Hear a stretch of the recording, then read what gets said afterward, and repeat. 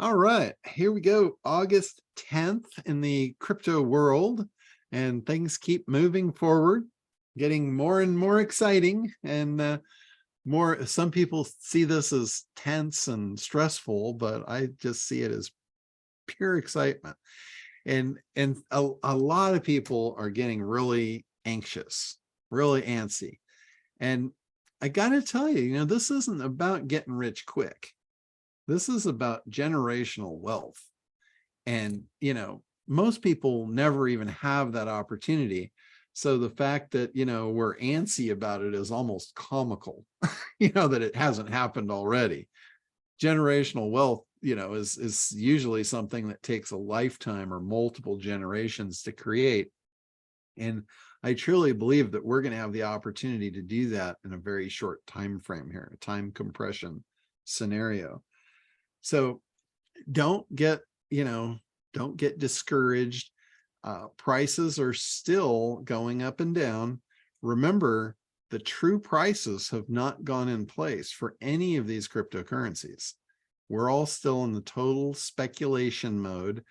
And there are forces, one force called the SEC that is really trying to hold this thing at bay and keep this thing down. And again, the lawsuit was over, right? Temporarily. Well, they filed again to appeal it. And it's interesting. It's really an interesting angle. It makes me kind of wonder, what the hell they're thinking. But they're not disputing the ruling that XRP is not a security. Right? That's not what they're disputing. They're trying now to go after its ability to be sold, which falls right into where I was going in the very beginning of this. And I told everybody, there's going to come a time where you can't get this anymore. So you've got to get while the getting's good. They are trying with all their might to remove XRP from us having it. It's not meant for us. It's meant for the banks to hold and use as a utility. It's not made for us. The fact that some of us have it when this whole thing goes over the rail, they're going to be okay with that because it's such a small percentage. They're going to allow us to go along for the ride. But there will come a point in time where that door closes. That window of opportunity is shut. So I really encourage anyone that is interested in doing this to do it sooner rather than later and get whatever you want in these particular tokens, like XRP specifically. That's the one that they're really hyper focused on making a problem for. And if you think about it, the problem is we're getting it and they don't want us to have it. That's the problem they're fighting. And it's very clear. That could not be more clear to me at this given point in time. But some of the others that we're talking about, it's funny, they all revolve around X's, right? X, it's like almost like X marks the spot is kind of their secret language. And XRP, XDC, and XLM, those are the 3 X coins that I myself am really heavily focused on. And the reason that I'm focused on those 3 is those 3 are going to make up a big chunk of the financial future, the financial rails moving forward. And these tokens they're different than Bitcoin. Bitcoin, in my opinion, was a prototype. And it was a great concept. It revolutionized everything moving forward. But again, it was a prototype and it doesn't have the utility that's going to be necessary moving forward to actually run our financial system. And when I say our financial system, I'm talking about the world, the global finance system here. I'm not just talking about the US. We're talking worldwide. So the utility behind XRP is to move money cross-border. What that means is globally. That means move money around the world with basically no borders. And that's been a big problem in the finance world to this day.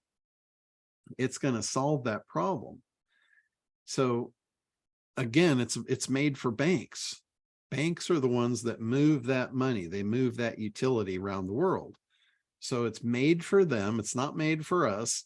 We just got in on a loophole and are able to get this. And they're desperately trying to figure out a way to lock us out.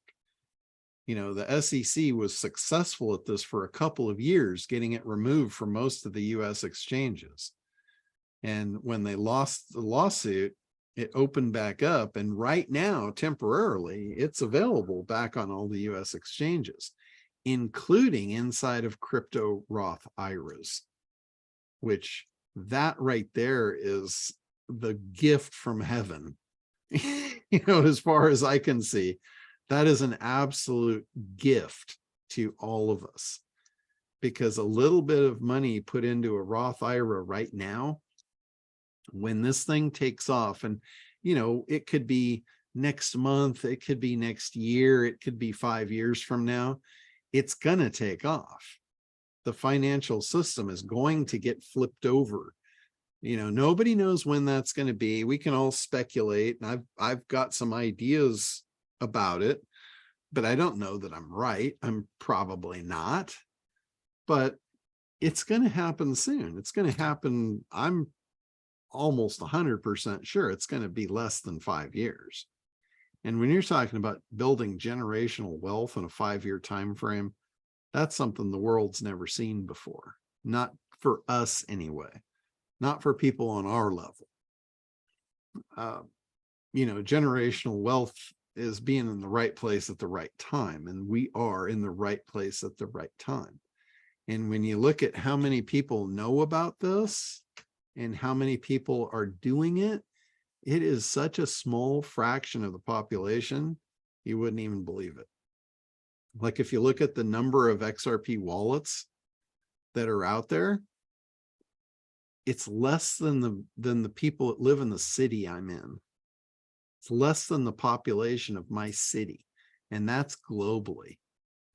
And when you think about it, those are wallets. Everybody that has XRP that I know has multiple wallets. Like I've got 5. I have 5 different XRP wallets because I bought some on Kraken, I bought some on KuCoin, I bought some on Ledger. You know, I've got some on Ledger, I've got some on Uphold. So if you think about that, if I'm not saying that I'm going to be average in this, but the average I don't think is 1. I think most people have bought it in more than one place. I've also got it in 2 different Roth IRAs. So that's 2 more wallets. I actually have 7. Let's say the average person has 2. You know, that means of the wallets out there, there's less than half of the population of Huntington Beach worldwide. So, you know, are the banks going to quibble about making the handful of people millionaires, multimillionaires, make them wealthy beyond their wildest dreams? No, they're not going to care. Because if you look at what it's going to do for them, believe me, they're not going to care about the pennies. They're looking at the dollars. So that's, you know, that's kind of what's going on. And let's talk about the utility, you know, which coins are going to be worth way more than others. There's been a lot of talk about 90% or 99% of crypto will go away. And my belief of how that's going to happen is through regulation. And we have a perfect example of regulation right now with XRP. XRP has absolute clarity in the market that was handed out by a judge. A federal judge has given it clarity, right? With the lawsuit ending, they stated that XRP is not a security moving forward, right? The only thing that was a security was past transactions, like when they did their ICOs and stuff like that. Well, 99% of cryptos out there have done an initial launch. They did an initial offering, an ICO. And with Ripple, the Ripple company that did the ICO for, for XRP or however they did it, those initial sales were deemed a security by that same judge. So that said, almost every coin out there is going to have that same problem. So there's clarity in the market that they've all sold illegal securities, right? I think I'm seeing that as clear as a bell. And when you look at all those little companies that made all those coins, all the meme coins, all the altcoins, how many of the companies behind those could sustain that lawsuit? They're not the Ripple company. They don't have billions of dollars in the bank to, to defend themselves. So when the lawsuit comes on their door, they're just going to fold the door up and they'll be done and they'll be gone. And anybody holding their cryptos, holding those coins, will go to zero. That's what I think is going to happen. Again, I mean, I'm seeing this from a 30,000 foot level. I don't have insider information on this. Nothing I'm telling you is an absolute fact based on, anything other than my pure speculation from looking at what's going on and making intuitive, I'm looking at it and deciding, what do I think is going to happen? So take it as that. This is not financial advice of, telling you what's going to happen. It's what I think is going to happen. But to me, it's the stage is set to wipe out 99% of them based on that alone. And, that is a fact. It's not a fact that it's going to happen. It's not a fact of any of that, but it is a fact that the positioning is in place that 99% of them could be wiped out. Because if the SEC dropped a lawsuit like they did on the Ripple company, none of them would be able to afford to fight it. So that means doors closed. And if doors closed, that means the cost of that coin goes to zero and it disappears. And if you're holding it, there went your investment. So I would be very careful of those. Not to say that you can't make a bunch of money before that happens. Like, we've got a potential Bitcoin halving coming up next year. When Bitcoin runs, right now, things are different. Things are very different than what I believe it's going to happen, a year, 2, 5 years from now. I think 5 years from now, we won't recognize this market. It will be a whole different animal that no one's ever seen before. And I don't know that anyone really knows what that looks like exactly, but I have a pretty good picture of it painted in my head of what I think it's going to look like. And it's going to be awesome in some aspects, and it's going to be terrifying in others. But when, let's say before this all happens, the Bitcoin halving happens and Bitcoin is driving the price of the whole market.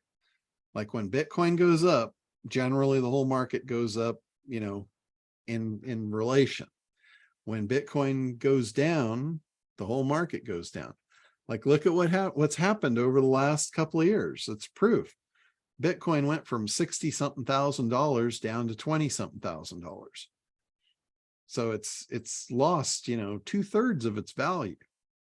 And that has happened with all the rest of the altcoins. They've followed suit. So what that tells you, when Bitcoin halves again in 2024 and it does its bull run, it's going to pull the whole rest of the market up with it. And when it did, you can look at the cycles. You can look back at all the cycles. It happens every 4 years. It's been like clockwork. Every time it does, there's little altcoins that are like 0.000 something cents that don't follow the exact pattern that Bitcoin does, but they follow the trajectory. And what I mean by that is they don't go up like Bitcoin goes up 4 times. They don't go up 4 times. They might go up 40 times. They might go up 400 times. A perfect example of this is when I bought the Dogecoin. I bought Dogecoin right before the last Bitcoin halving. right? I bought it for 0.0008 cents. So I put in $800 and I got 100,000 of the Dogecoin, right? For $800. That Dogecoin in the last Bitcoin halving went to 50 something cents. So my $800 investment went to $50,000. If I would have had the same percentage in Bitcoin, it wouldn't have done that. It would have tripled, maybe quadrupled. It wouldn't have gone, from 800 to 50,000, certainly.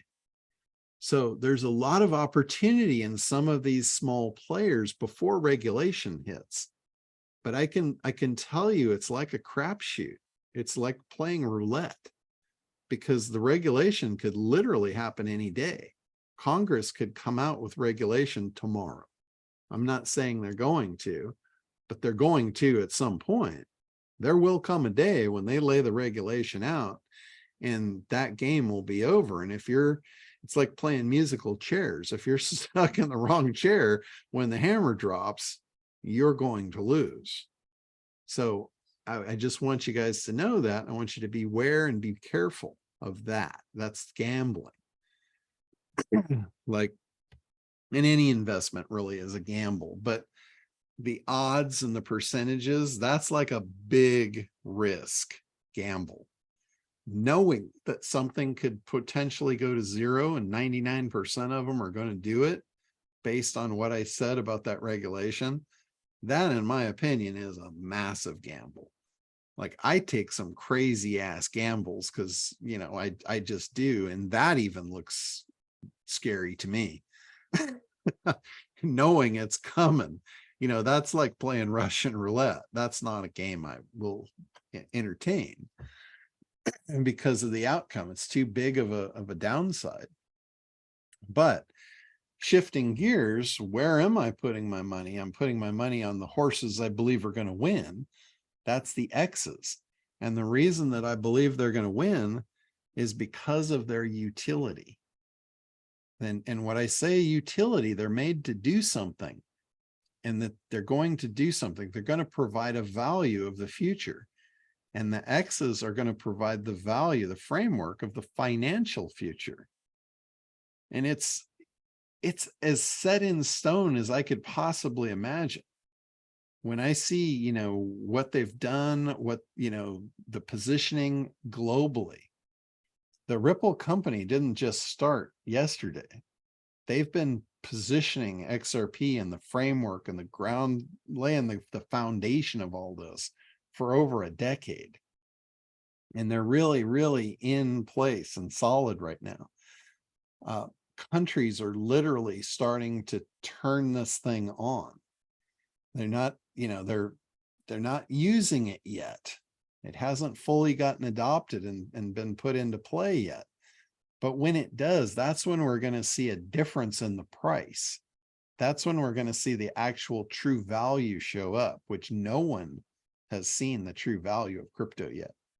It has not shown its face yet. That is to come. And when you're talking about tokenizing real world assets, which is what I'm talking about, that's what XRP is going to do. It's going to tokenize a real world asset that we call money. That's a real thing. And when they tokenize it, the thing that tokenizes it has to take the value of what it's tokenizing.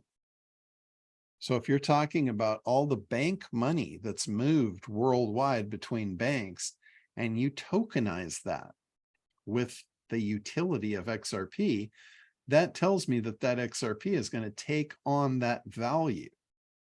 That's where we're going to see it get revalued to what it's really worth. And then it's not going to be speculation anymore. Right now, it's pure speculation. But when it takes on the value and it tokenizes that asset, that's when we're going to see it be worth what it's really worth. In XLM, I talk a lot about XRP. XLM is the little brother to XRP. And it was made by the same guy that was in XRP originally, in the Ripple company. he split off. Jed split off. He was an original founder in the Ripple company. He split off. He took a copy of the XRP and basically duplicated, cloned it under a different company called Stellar, called it XLM, changed it slightly to a different utility that's almost identical. XRP's utility is to move money cross-border between banks. XLM's utility is to move money cross-border between people. So it's retail money. So when XLM takes the value of the real money, that's like our money, that's when it's going to get its value. Now, XDC is a very close copy. It's not exact, but they changed the utility of it. And what it's for, it's to tokenize all the value of trade. And when I say trade, we're talking about Wall Street. We're talking stocks, bonds, you know, I don't know, do they call them derivatives, Teresa? Stocks, bonds, derivatives, all the stuff that is in that financial sector that's what XDC is made for. Just last week, XDC doubled in price. It doubled in price because of an announcement that Germany had just accepted it. Germany is doing what it's meant to do with XDC already.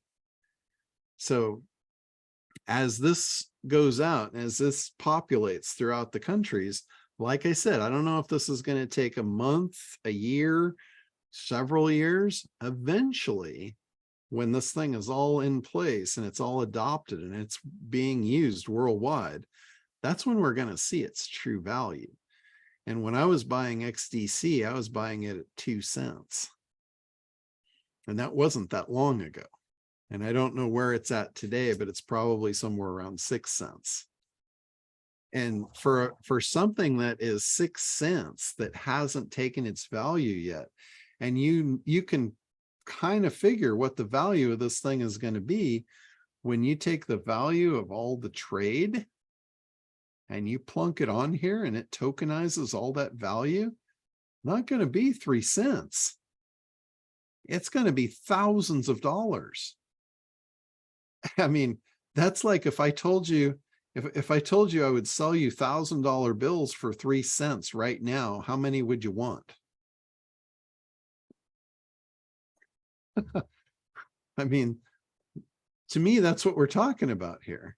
How many, you know, I'll take all you got. I'll go beg, borrow, and steal to get the money to buy those. Now, that said, I don't think anybody should be spending money you don't have. This is, keep in mind, when you're investing, that's exactly what it is. You use investment money. That's not money that you're putting food on the table with. That's not money that you're paying your rent with. You're not gambling with this. You're not putting money in that you need for rent next month thinking you're going to hit it big in the next 30 days. Don't do that. That's what we call stupid. That's what we call a fool, and their money is soon parted. So, you know, I'm not encouraging that. I'm talking about, you know, everybody has a few bucks, right? I guarantee you, you're all probably spending money you don't need to spend on stuff you don't need. Like, when was the last time you went to Starbucks? I can guarantee you did not need to pay $8 for a cup of coffee. How many 3-cent XDC could you have had with that $8? Right? Maybe enough to change your life. That's the money I'm talking about. Any money that you're spending on stupid shit, you should be dumping into here at lightning speed. Not your rent money, not your food money, you know, not your safety net. Don't touch any of that. That's not what it's for. But your dumb money, throw your dumb money, do something smart with your dumb money.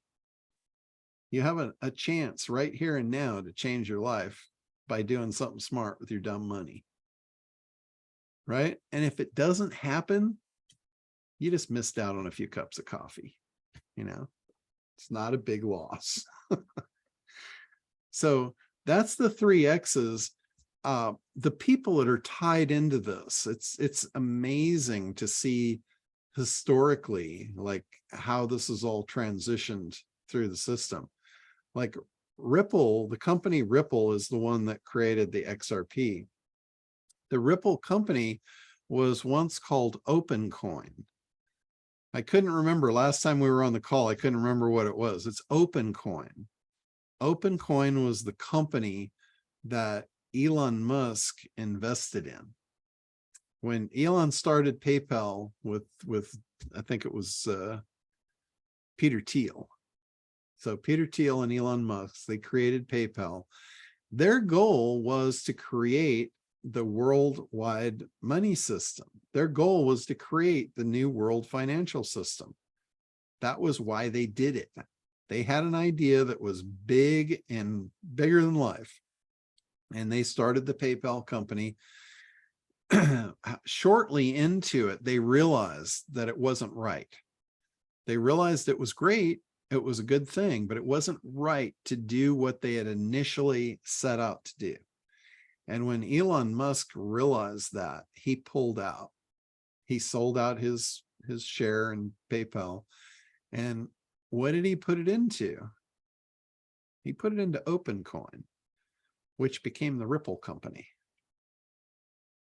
So he doesn't say that, but there is a wallet. All these wallets are all publicly viewable. There's transparency on the blockchain.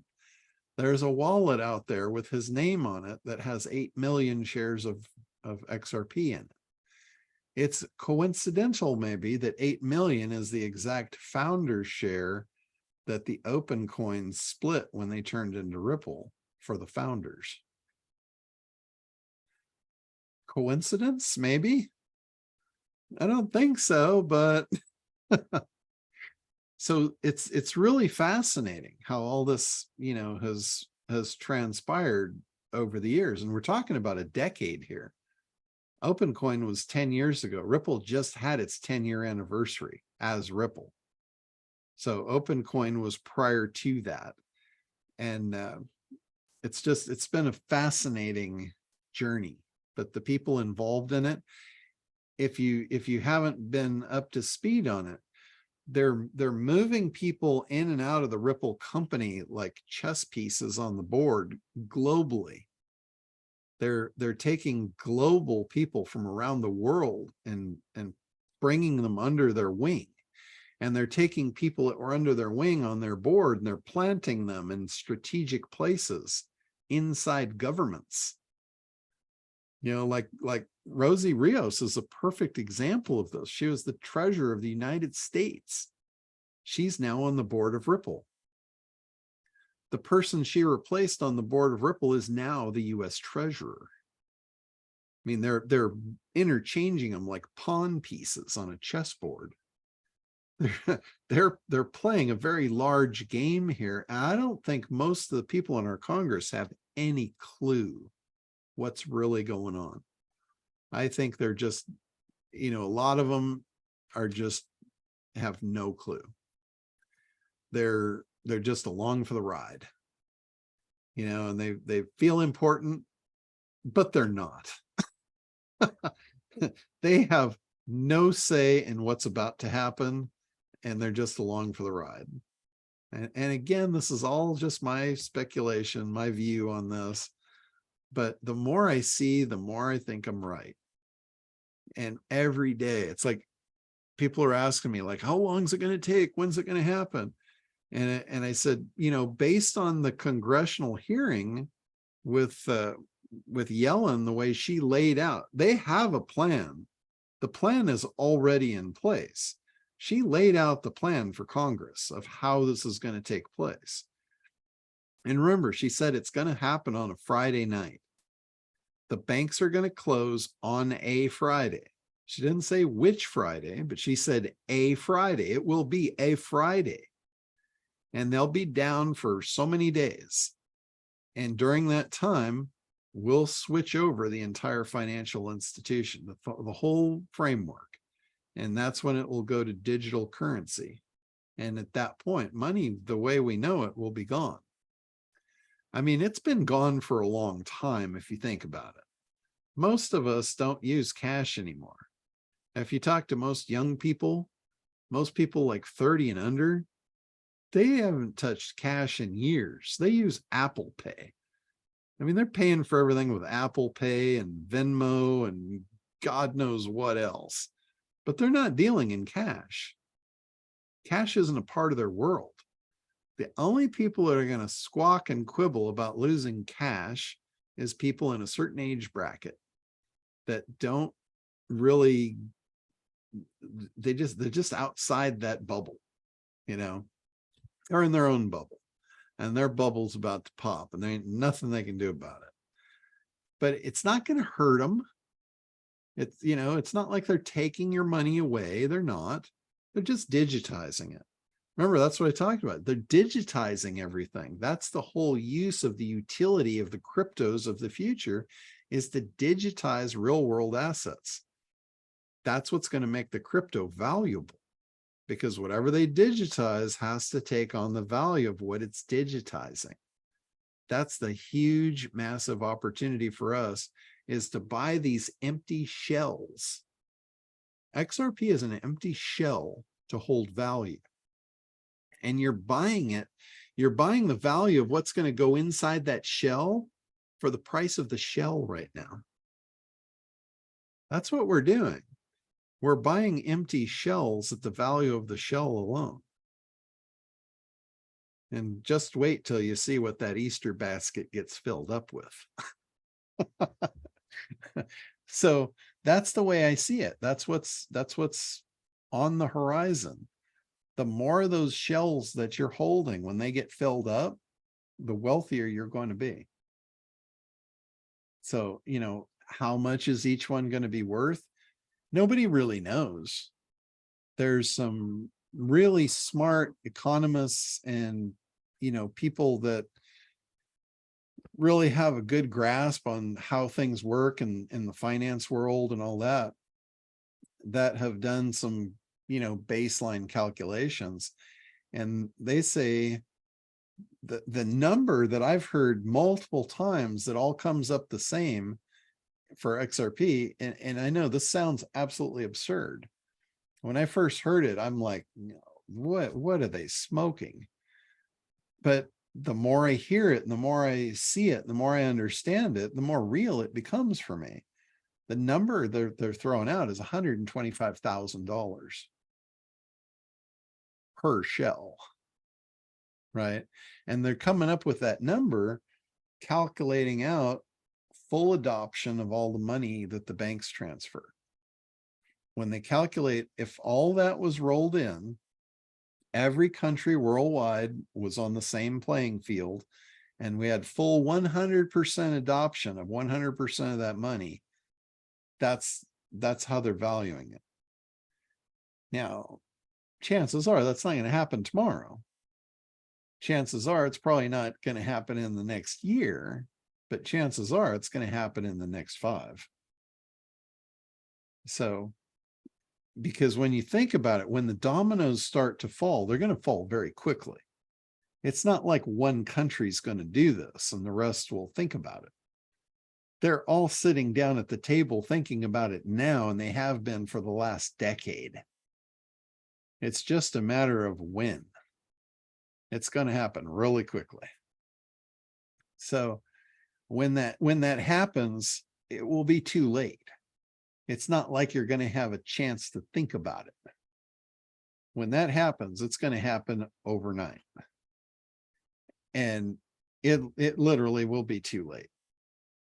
So, you know, how many do you need? If that were the case, if each one of those XRP, and you know, this again is just purely dreaming here. Don't hold me to any of these numbers, but if it was 125,000 each, I've got the calculator up here, and you give up your Starbucks for a day.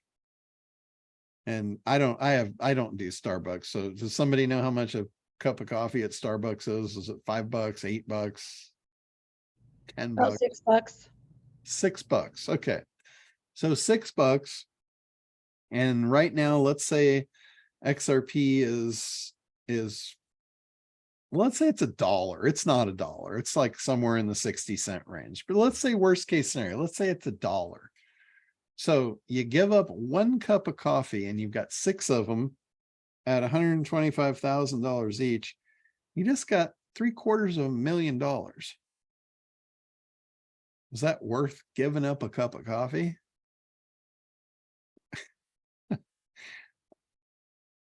I don't know. If anybody's got anything to say other than hell yeah, I don't know what to tell you. Again, none of us know if that's going to happen or not. We don't know that it's going to go to that price. But and what if it didn't? What if it just went to $100? That's a ridiculously low number when we're talking about digitizing the world's money. But let's say it just went to $100. So now your cup of coffee is only worth $600, right? How many are you willing to give up for $600? Look at it that way. And then when you get the real thing, you'll be really excited. But those are the X's.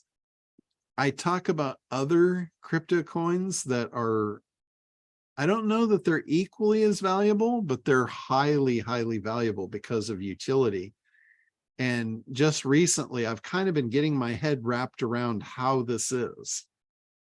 So for those of you that don't know, Ethereum is a network.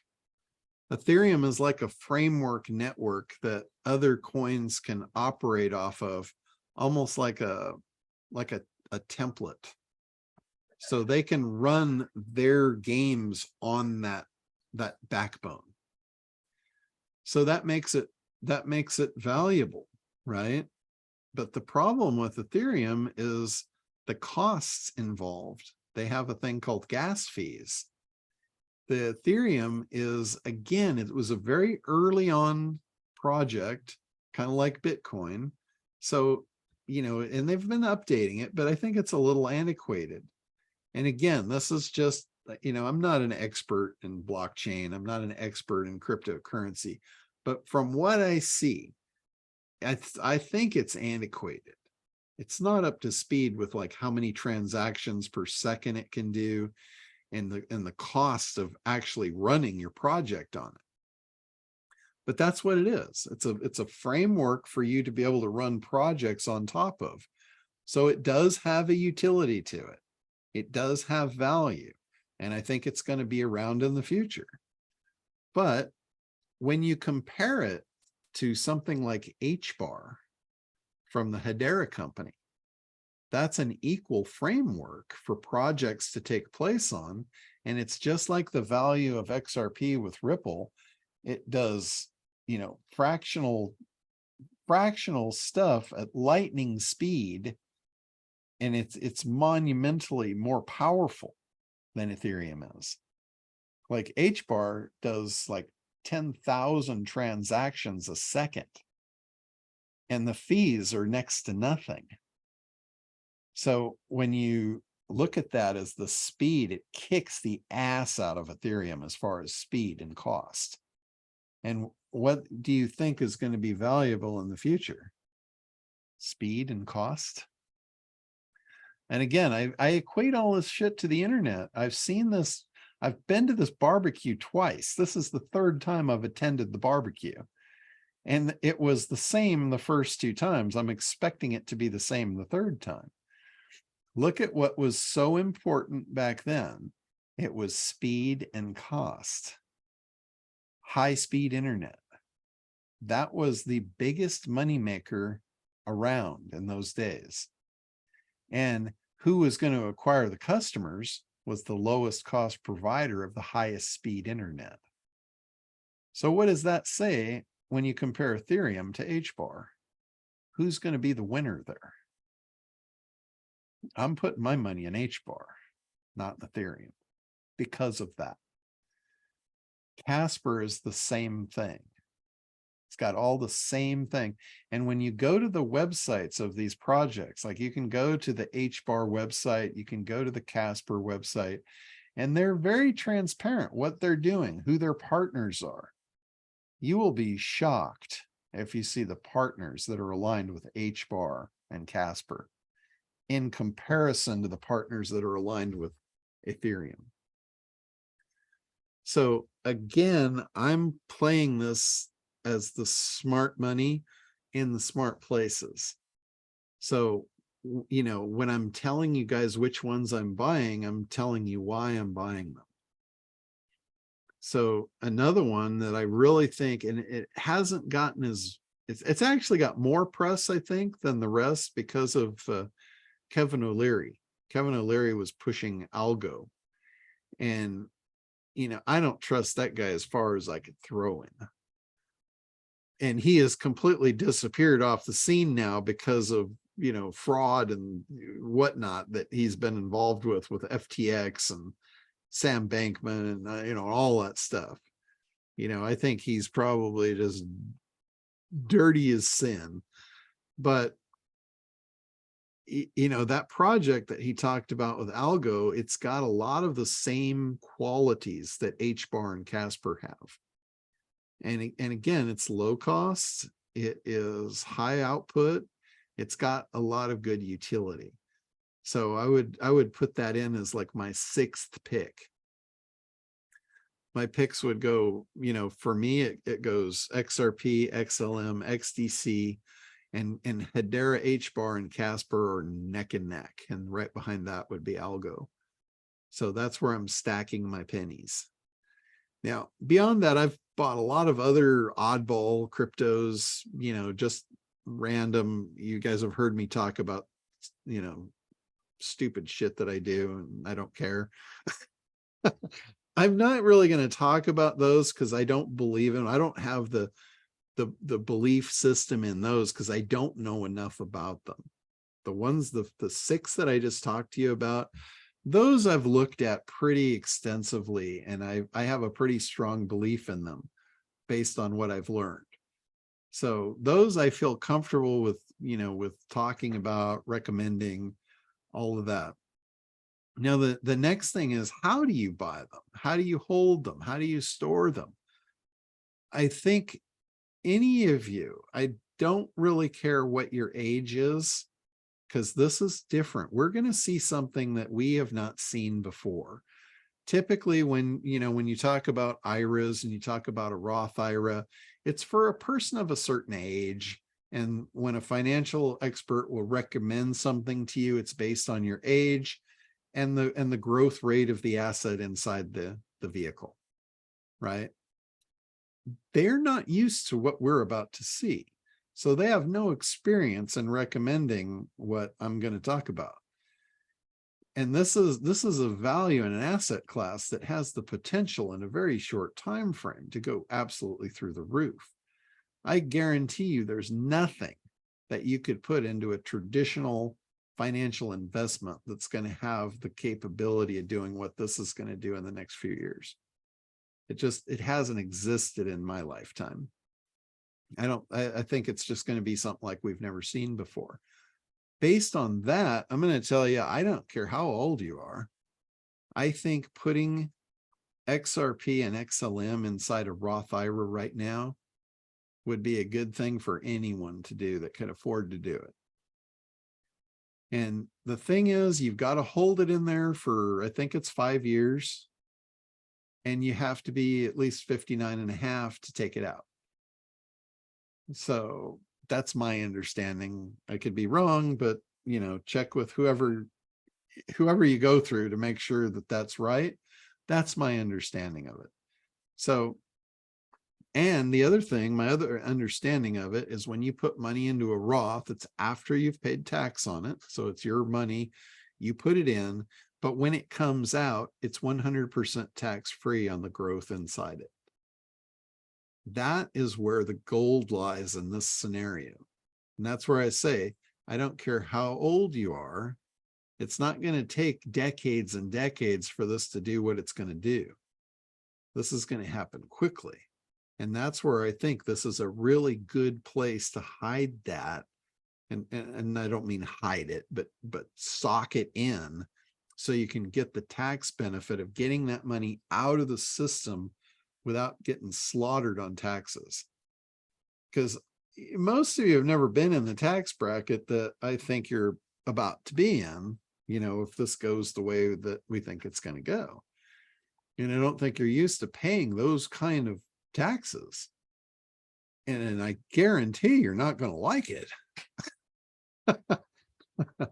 You know, when you're paying taxes in $1 million checks, I guarantee you're not going to like that. I don't care how much money you've got.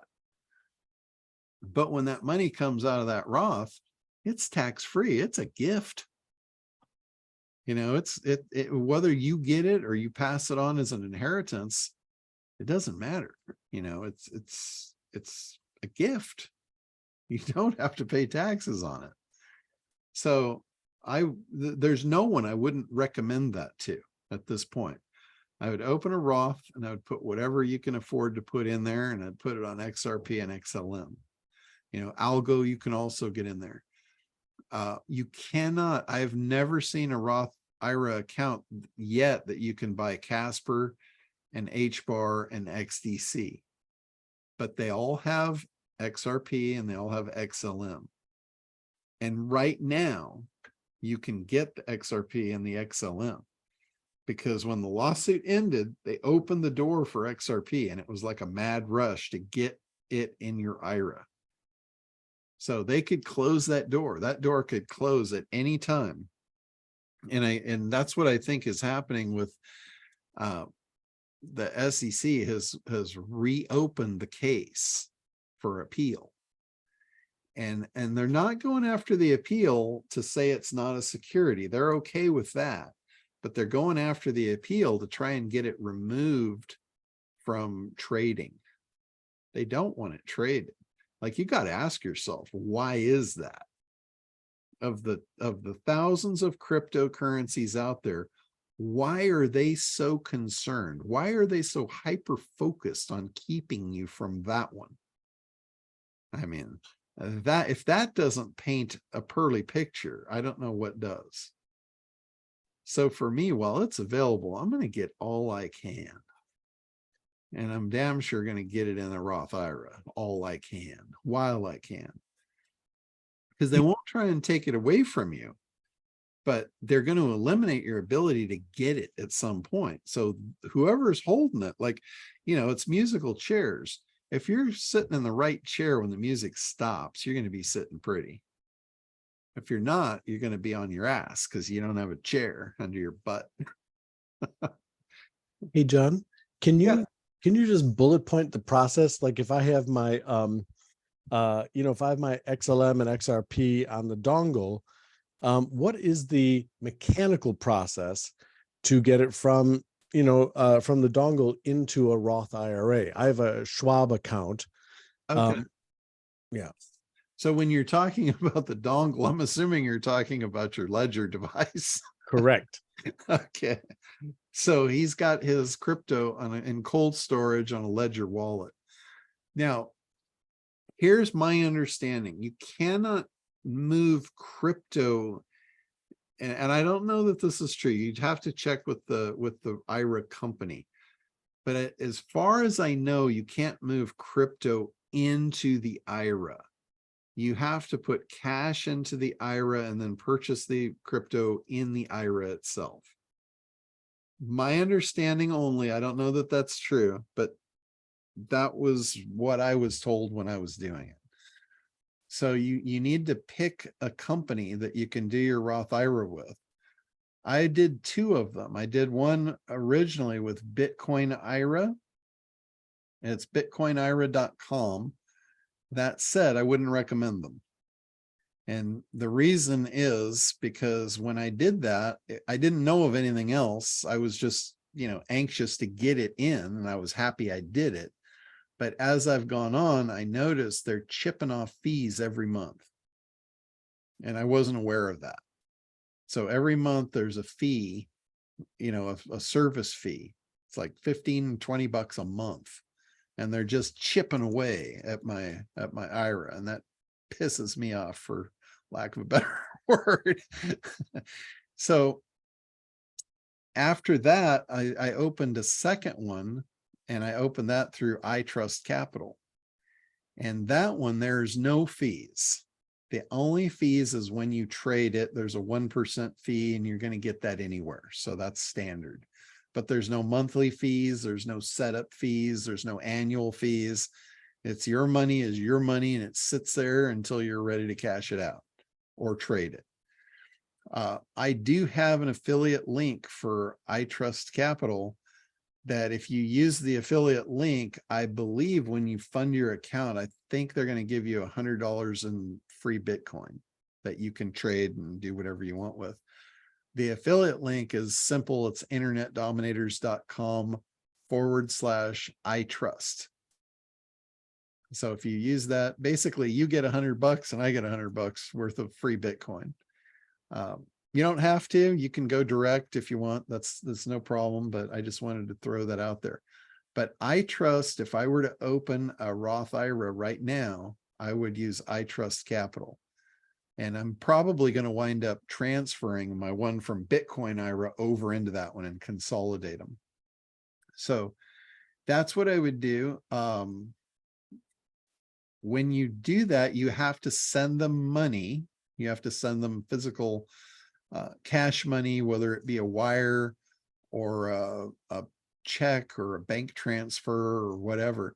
So Chris, if you were to want to cash out what you have in your wallet, you would literally have to send it back to an exchange. Like you could send it back to Kraken or Uphold or whatever, and then you would cash it out. You would sell your crypto, send that money back to the bank, and then send the money from the bank to iTrust Capital, and then repurchase the crypto. Okay. So that would be the process, the step-by-step to do that. If you're sending new money in, I think there's a $500 minimum. I think iTrust has a $500 minimum to start an account, which is, it's pretty reasonable. It might be 1,000 for the first and then 500 after that. Oh, okay. So even 1,000, that's still pretty reasonable to get that started. But I would definitely I would recommend that to anybody, to do that as quickly as possible. Even if you don't have any crypto yourself personally on hand, I would probably do the Roth IRA first. I would lock that down, get that down first, and then I would get some personally outside of that. With a Roth IRA, you can only put in so much per year. You have an annual contribution limit. And I know with my age, it's $7,500 a year. And I don't know, younger than that, I don't know what the limit is, but I think it's 6,500. Teresa's giving me the nod. So basically anybody can put 6,500 in per year. And that year goes by January 1st. I just looked it up just to clarify, and I found at the IRS they say it's 6,500 a year or 7,500 if you're 50 or older. Yes, that's correct. Yeah. So that's why I said I'm 59, so I can do the 7,500. So if you were to start right now, depending on your age, you could put in 6,500 or 7,500. You could do that right now before the end of the year. And then January 1st, you can literally do it again. So for somebody my age, you could have $15,000 in that thing by the first of the year. And just to clarify, John, the fact it's in, I know it's a simple question, but the fact it's in an IRA, a Roth IRA, the value of it is going to go up and down inside of the IRA, the Correct. Roth IRA, the same way as if it was in an exchange or just sitting on my ledger. Yes, that's okay. Exactly correct. It's think of the iTrust Capital as an exchange. It's just an exchange that's inside your Roth IRA. So you can buy it, you can sell it, you can sit on it. If you think the market's going to crash, like let's say we go through the Bitcoin halving in next year, and the market skyrockets and you feel, hey, you know, that's the top. I don't want to ride it down. I'm going to sell it back off into cash. Now you've just got that big pile of cash sitting in your Roth IRA, waiting for it to go to the bottom. And then you can buy it up again and ride it up again. And Each one last thing, just one last thing to finish that out then. The reason for going to the ledger was to secure my crypto. In other words, if it sat in an exchange that went belly up, they technically own the crypto and I would lose it. But you're just saying use I Trust Capital as a way to exchange the crypto into dollars and then move those dollars into the IRA. At that point, the exchange has no hold on it or no. So in one way, the money I have on my ledger is just as safe from an exchange as it is in a Roth IRA. Yes, correct. Okay. So the reason I was saying to get it onto a ledger or onto a, you know, a private wallet and get it out of the exchanges is most of the exchanges, if not all of the exchanges out there for crypto right now, haven't been regulated fully. They're what I call dangerous. They are not regulated. So what that means is, like we saw it with FTX, you can put your money into that exchange and they can take your money and do whatever they want with it. And they did. And when it went belly up, who's to blame? You know, that guy, that Sam guy, he never even went to prison. He never even probably saw the inside of a courtroom. And all those people lost billions of dollars. So that's why I say you need to get it off of those exchanges. Do not trust the crypto exchanges out there. The reason why I trust the Roth IRAs is they are heavily regulated. They cannot take your money. When you put your money in there, it literally sits in there in a vault. They're not like a bank. They're not taking your money and leveraging it. They're just custodying it. So that's why I feel it's, you know, it's a lot safer environment as far as an exchange to have it inside your Roth IRA. And you believe it's safer than a bank as well. Absolutely. What about when hopefully, well, I'm hoping it doesn't happen, but we think it's going to be inevitable with the CBDC rollout. You don't think they're going to try to mess with our retirement accounts, do you? What do you think about that? I don't think so. I cannot see any scenario where that would make any sense. I mean, that would cause a revolt. It's true. See, right now, it's a matter of pointing blame. Those IRA accounts, there would be blame pointed, and it would be pointed to the government if the government screws with you. Government doesn't want the gun pointed at them. They want to be the ones pointing the gun. So they'll point the gun at the exchanges and shoot them and kill them. And then where do the exchanges go? Right where the government wants them, right into the banks. So I believe the banks will be the exchanges of the future. And if you do crypto, you'll be doing it with the bank. Just like it is now. It's very, very mafia-like. Yeah. What about when, let's just say, I don't think the SEC is going to be able to overturn this, but let's just say somehow they're able to overturn it with XRP. They're going to try to get it where we can't trade XRP anymore in the United States. What happens then to the XRP that's on the Roth IRA? Oh, it won't, nothing will happen to it. You will, like I said, when they stop your ability to trade it, that just means you won't be able to get more. You'll still be able to sell it.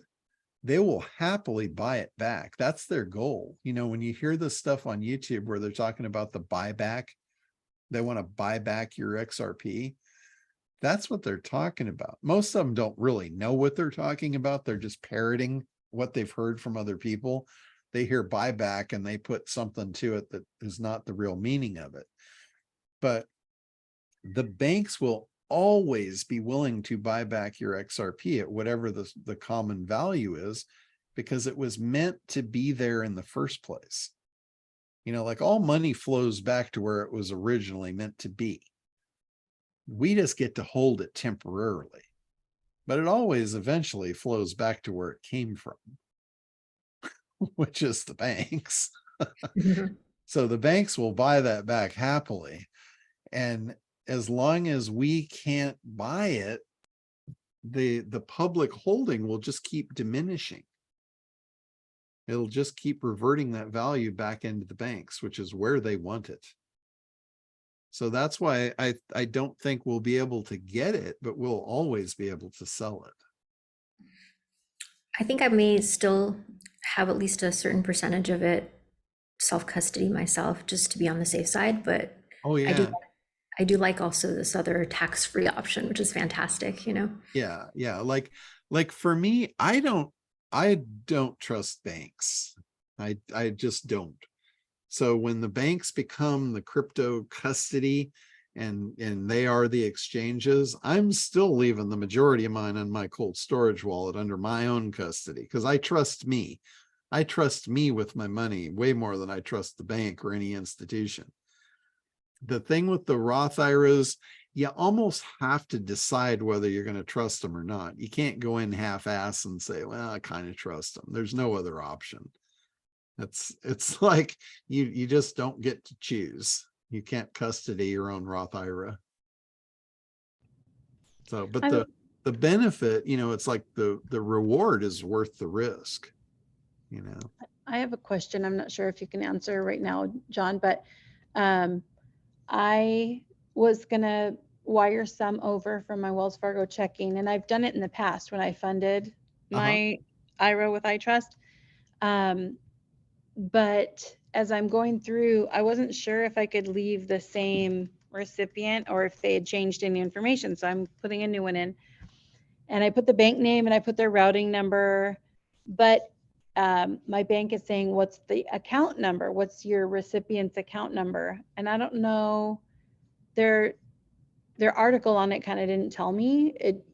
I don't know if that's my account number. Do you remember, or have you done that recently? Are you sending it into iTrust? Yeah. I would use their support. They have a support Okay. chat on the site. Send in the chat. They usually get right back to you with that. Oh, awesome. But yeah, if you send it in there and it doesn't have an account number, they don't know where to put it. So Okay. you definitely need a landing place. Okay. So they'll get it to the right establishment, but they won't know what to do with it. So they'll just sit it in escrow until they get instruction, and that could delay you from getting your account. So Thank you. no reason for a delay a game on this one. So does anybody have like any questions or anything? Need help with anything, or like where to get wallets, how to get it into the wallets, any of that kind of stuff? Is anybody stuck and like? I want to know more about that other wallet you told me about called C something. Decent. Decent. Which one did you get there?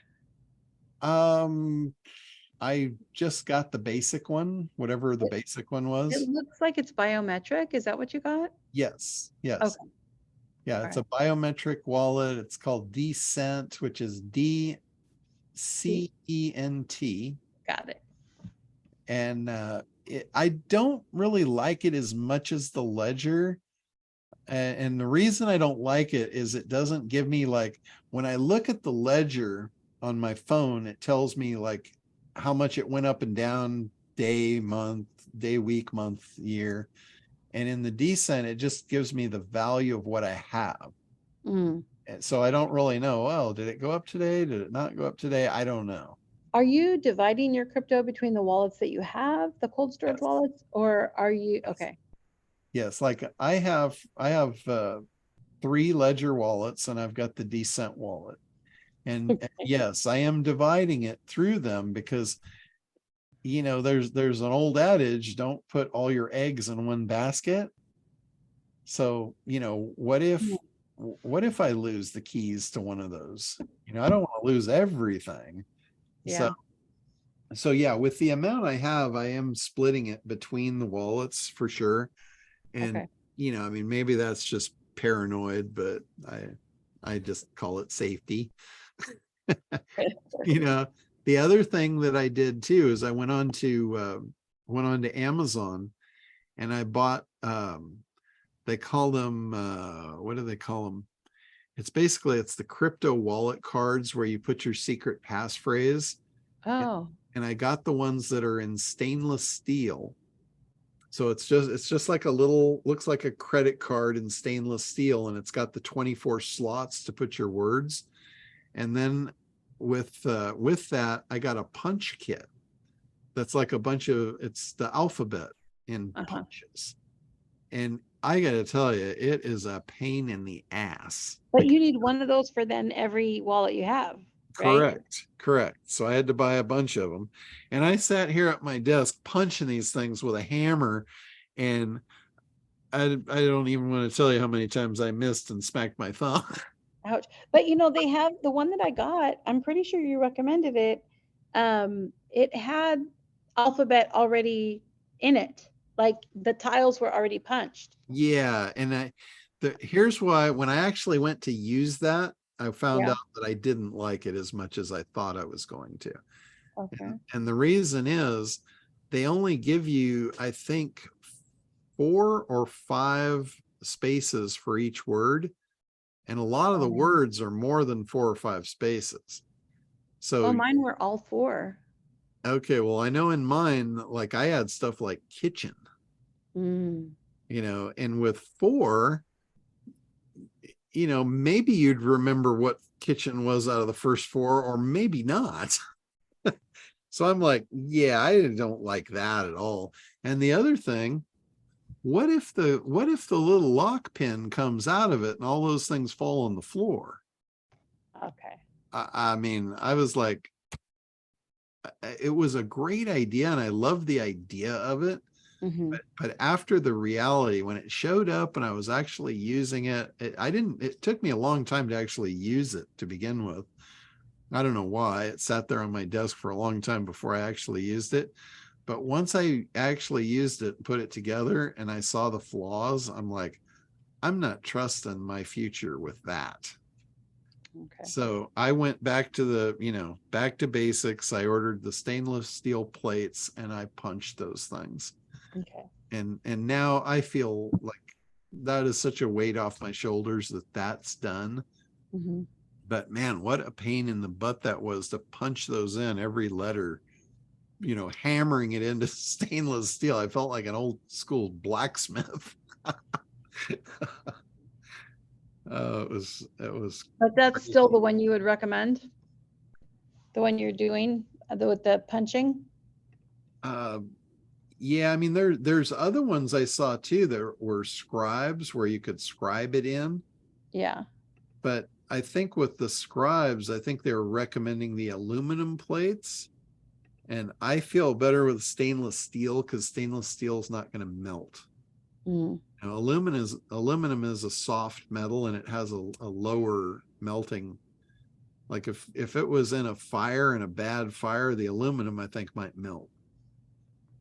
Whereas stainless steel is going to withstand a nuclear blast. And if we have that, I'm not going to care either way. So.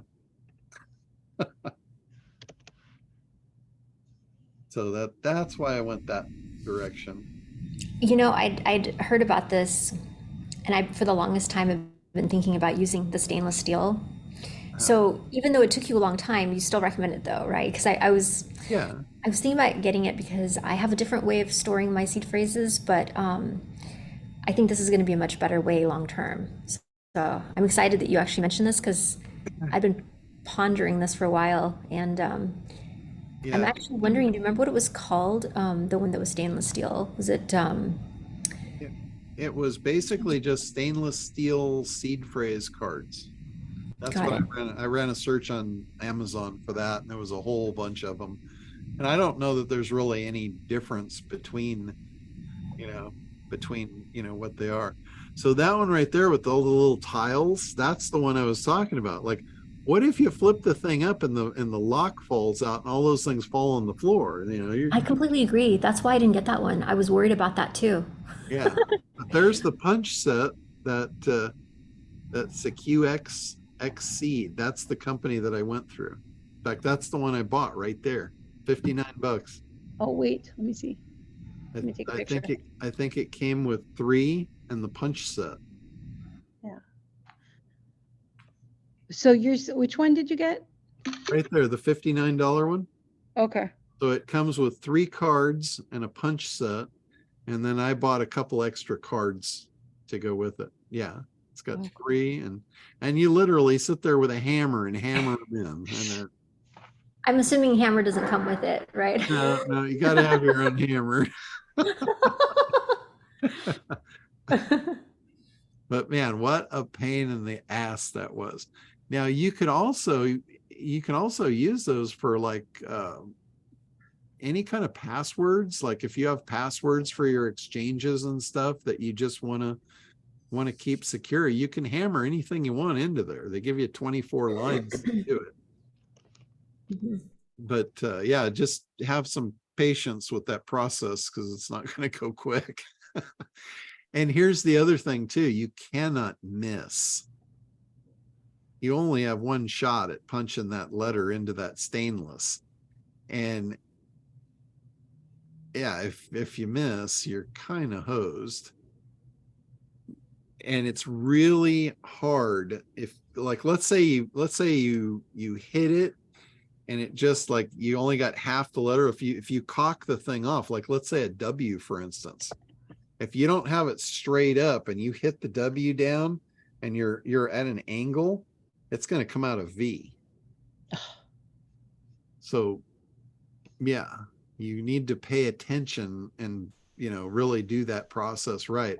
And let's say it comes out a V, which I say that because I did that and I was like, shit. So I went back to try and hit it again. And I got to tell you, it's almost impossible to line that punch up exactly right when you go to smack it the second time. And then you get a who knows what you'll get, So I did that.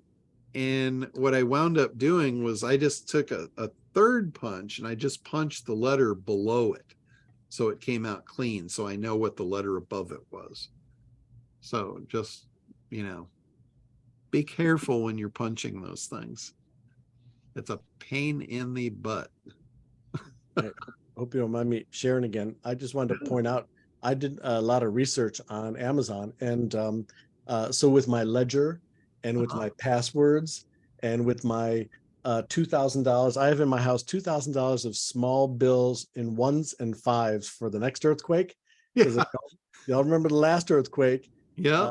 Last earthquake, there was no ATM, no electricity. You couldn't buy anything unless you paid cash. So anyway, I bought this lockbox, and that's where my and the thing about it, it's not just a safe, but it's a fire and water safe. Okay. Yeah. Fire and water, and it has a maximum, like a temperature of 1,700 degrees. It'll last. It has a rating. So this is one of the highest rated temperature. Highest rated temperature here, right here. It says is also UL classified to survive a fire for 1 hour at 1,700 degrees. So, and also against flood. So I just wanted to put it up there in case y'all were, and it's on sale. But this was, Thanks. and there's also a used one for $54. And but it's the model that is, they have different ones. And so you can see the different stuff. So yeah. Oh, No, that's awesome. As long as that fire doesn't last 65 minutes. No, exactly. But at least I got a fighting chance, Yeah. No, that's cool. Yeah. So just want to point that out. So that's where my stuff lives. Yeah, that's awesome. That's a And good. it's heavier than all get out. I mean, it's I not. bet. Yeah, it's not impossible, but it's actually wet cement in there. It's wet cement, so the water keeps the heat and Wow. so anyway, just I'm all geeked out on this stuff, but it's one thing to have these things, right? To have a ledger, but if the house burns down, where's it going to go? Oh, and by the way, just to tell you, I put it in the garage.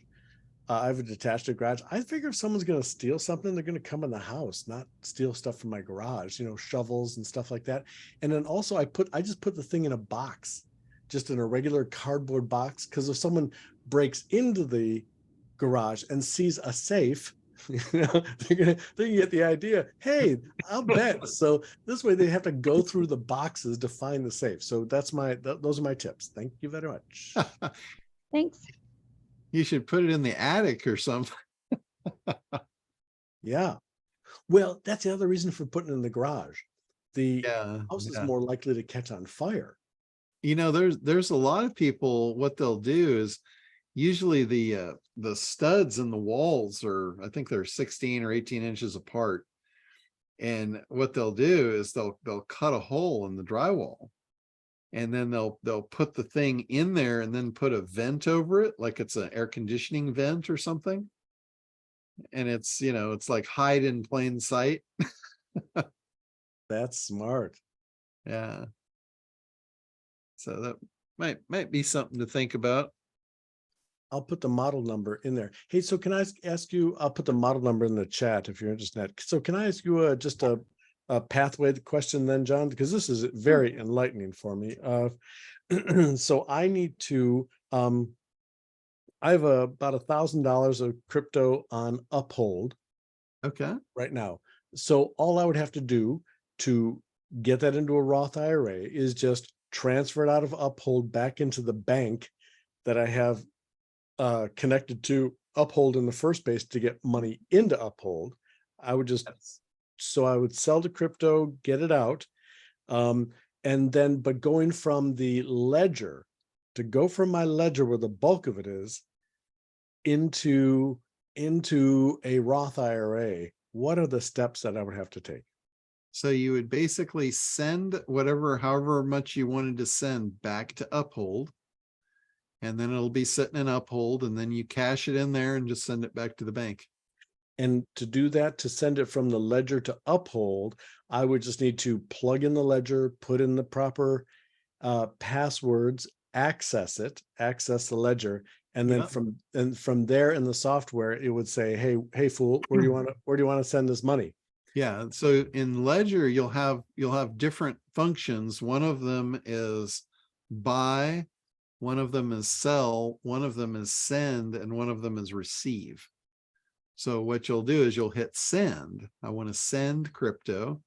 You tell it which one, like if it's XRP or whatever, and you tell it where you want to send it to, and you send it to your wallet address on Uphold. And remember, I helped you send this from Uphold to your wallet, and we sent a little bit to make sure it was right first. Yes. I would repeat that process.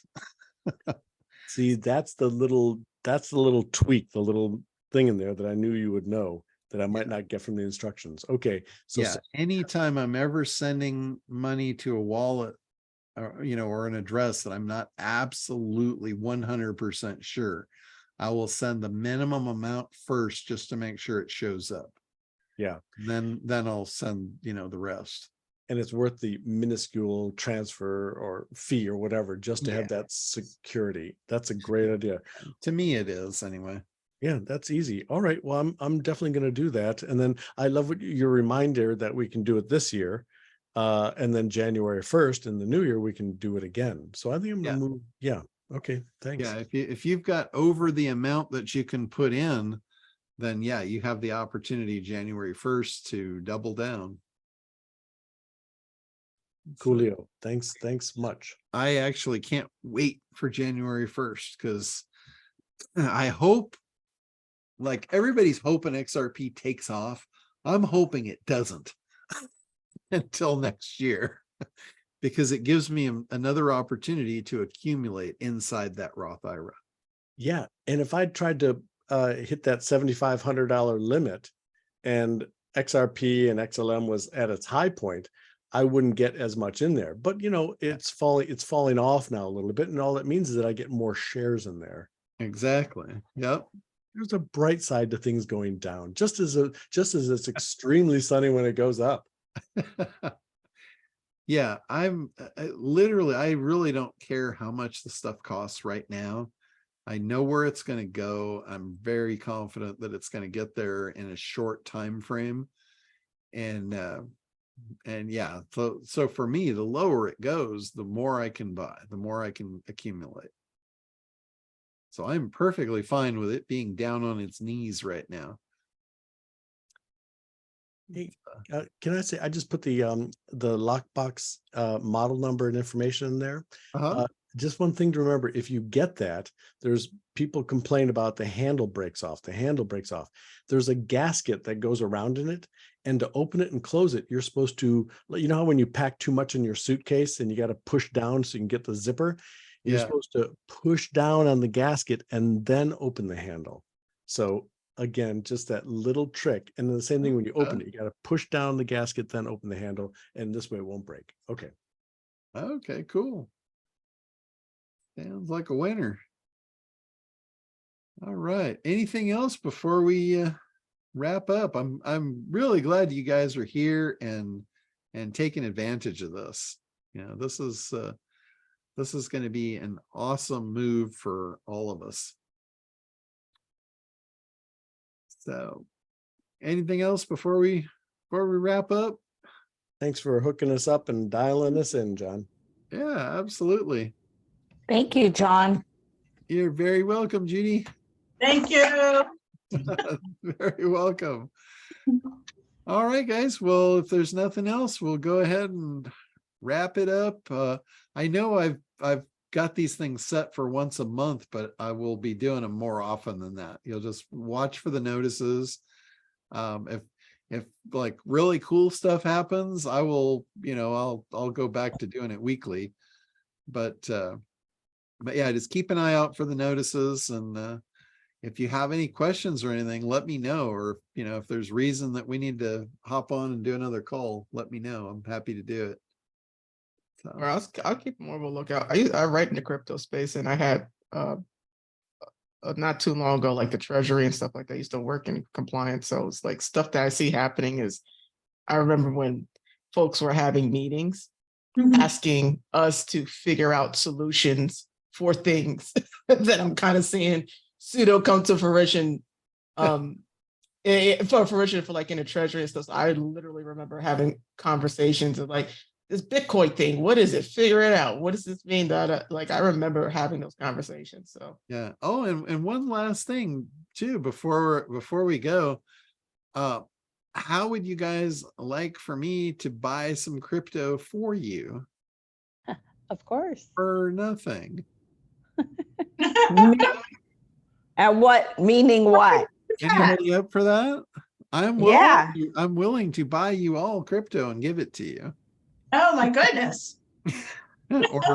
or rather give you the money to buy it yourself. There is an affiliate program for this. If you've got friends that could use this information, you can get your affiliate link, give it to them, and it's all tracked. Once a month, I make payouts. So every first of the month, anybody that sends referrals in, they get money sent to them from me magically from the sky. And you can take that money and you can buy crypto with it. So that is available to all of you. If you want more crypto and you know people that this information could help, all you have to do is just introduce them, say, here's the link, this thing, this is what it is. I think you could benefit from the information. They can get access to all the recordings. They can see all the past stuff instantly as soon as they sign up. So that is available to all of you. I didn't know if you guys knew that or not. Thank you. So, Right. if you need help getting your link or whatever, just shoot me an email, let me know, and I'm happy to help. Perfect. I've shared it with a few people, but I think I'm just not the best communicator at helping them understand what it is. Yeah, and I never really did any sales stuff for it. I mean, we've got a landing page that says what it is and how much it is and all that, but I never really did any good solid marketing materials for it. It was just kind of for those that do.